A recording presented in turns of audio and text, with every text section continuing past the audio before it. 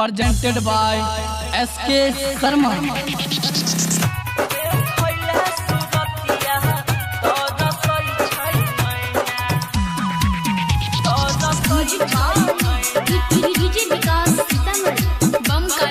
हार्दिक हार्दिक शुभकामनाएं चंदन डीजे का।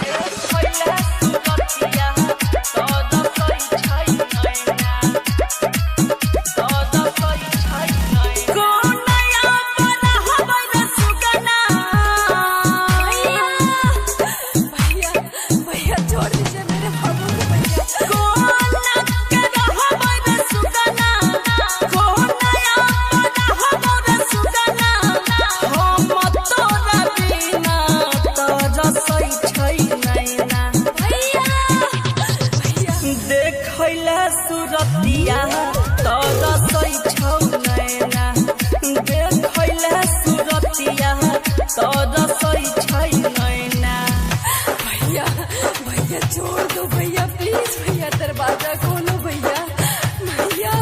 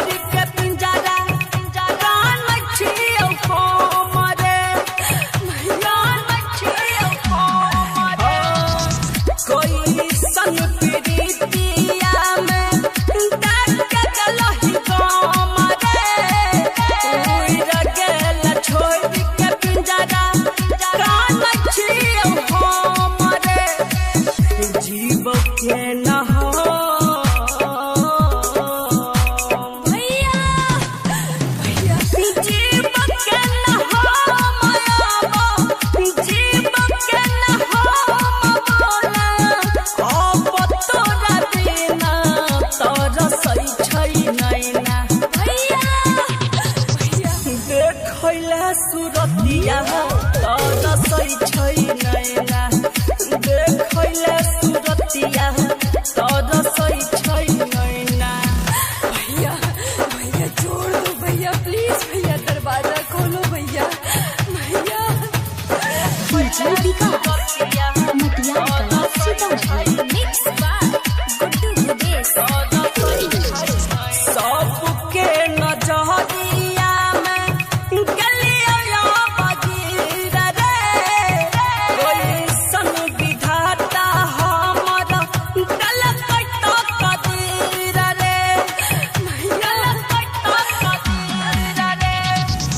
सबके नजरिया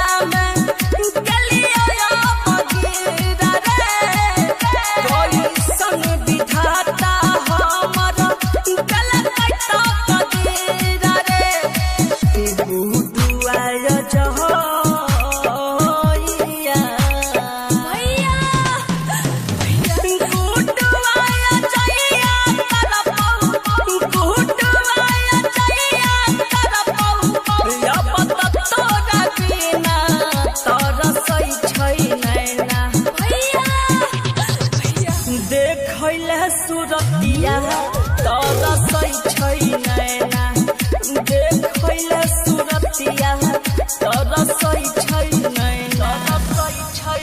बम काली रिकॉर्डिंग स्टूडियो मानसी।